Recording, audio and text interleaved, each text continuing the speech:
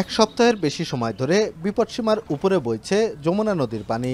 এরই মধ্যে সিরাজগঞ্জ পয়েন্টে পানি কমতে শুরু করলেও পানিবন্দী নিম্নাঞ্চলের বাসিন্দারা। পানিতে ডুবে রয়েছে বসতবাড়ি ও বিশুদ্ধ পানির নলকূপ। দেখা দিয়েছে খাবার পানির সংকট, নেই পর্যাপ্ত শুকনো খাবারও। মিল কারখানা, তাঁত শিল্প এলাকা সব বন্ধ থাকে, মানুষ না খাওয়া অসহায়। কামাই কাজি তো বন্ধই হয়ে গেছে, তা বাদে আর খরচ খরচা করবো কি, টাকা পয়সা তো নাই। এখন মানুষের খুব কষ্টের উপরে কষ্ট।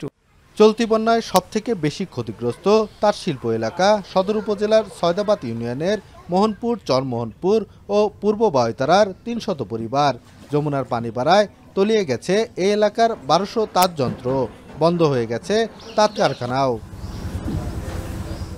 একই চিত্র বেলকুচি, এনায়েতপুর ও শাহজাদপুরের ছোট বড় প্রায় শতাধিক তাঁত কারখানার। পানির নিচে তলিয়ে গেছে প্রায় ৮,০০০ তাঁত যন্ত্র। বানের পানিতে ডুবে নষ্ট হয়েছে তাঁতের সরঞ্জাম। এতে ব্যাপক ক্ষতির মুখে পড়েছে তাঁত মালিকরা। আর কারখানা বন্ধ থাকায় কর্মহীন হয়ে পড়েছে এই শিল্পের সাথে জড়িত অন্তত ২৫,০০০ কর্মজীবী মানুষ। যে শ্রমিকরা কাম করে সেই শ্রমিকগুলো চলে গেছে গা। এখন আমরা এই শ্রমিকগুলো জোগামু কখন, আবার পানি গেলি যে আমরা অগ্রসর হয়ে যে চালু করবো তার মতো আঙ্গরে থাকবে না। একদিক দিয়ে আমাদের কাজের যে আপনার অব্যাহতিটা আছে, এটা তো এক ধরনের ক্ষতি। দ্বিতীয়তে যে আপনি পানিতে যে পারলুমগুলো তলিয়ে গেছে, সেটা আর এক ধরনের ক্ষতি। বন্যায় ক্ষতিগ্রস্ত তাঁতিদের তালিকার মাধ্যমে আর্থিক সহায়তা প্রদানের উদ্যোগ নেওয়ার কথা জানান জেলা তাঁত বোর্ডের কর্মকর্তা।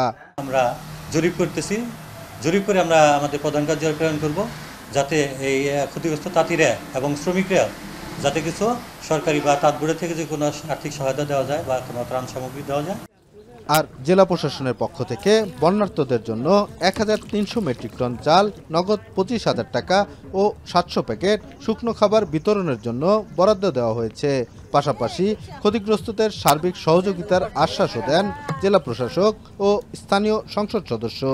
উপজেলা পর্যায়ে বরাদ্দ দিয়েছে এবং এগুলি বিতরণ কার্যক্রম চলছে এবং আজকেও আমরা কিছু লোকজনের মাঝখানে শুকনো খাবার বিতরণ করলাম। আমাদের কাছে পর্যাপ্ত বরাদ্দ আছে এবং মন্ত্রণালয় থেকে আমাদেরকে নিশ্চয়তা দেওয়া হয়েছে, যখনই যত বরাদ্দ প্রয়োজন পড়বে আমাদেরকে বরাদ্দ দেওয়া হবে।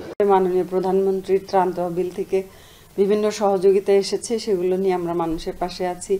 আমরাও যারা আছি, আমরা ব্যক্তিগতভাবেও মানুষের পাশে দাঁড়াচ্ছি। দীর্ঘস্থায়ী এ বন্যায় জেলার ৫ উপজেলার ৩৪টি ইউনিয়নের নিম্নাঞ্চল ও চরাঞ্চলের কয়েক লাখ মানুষ ক্ষতিগ্রস্ত হয়েছে। পানিতে ডুবে নষ্ট হয়েছে ৬,৫০০ হেক্টর ফসলি জমির ৬০ কোটি টাকার ফসল। বন্ধ রয়েছে শতাধিক শিক্ষা প্রতিষ্ঠানের শিক্ষা কার্যক্রম। বানের জল যেন বিষাদে ভাসাচ্ছে বানভাসী মানুষকে। ১০ দিন যাবৎ পানিবন্দী থাকায় দুর্ভোগের সাথে পাল্লা দিয়ে বাড়ছে ক্ষয়ক্ষতির পরিমাণ। ক্ষতি নিরূপণে প্রকৃত বানভাসীদের তালিকা প্রণয়নের পাশাপাশি ক্ষতিগ্রস্তদের পুনর্বাসনের দাবি জানিয়েছে বানভাসী মানুষ। রিফাত রহমান, এখন সিরাজগঞ্জ। শিয়া বাটার ও ভিটামিন ই সমৃদ্ধ lily glam beauty soap. Lily, always beautiful.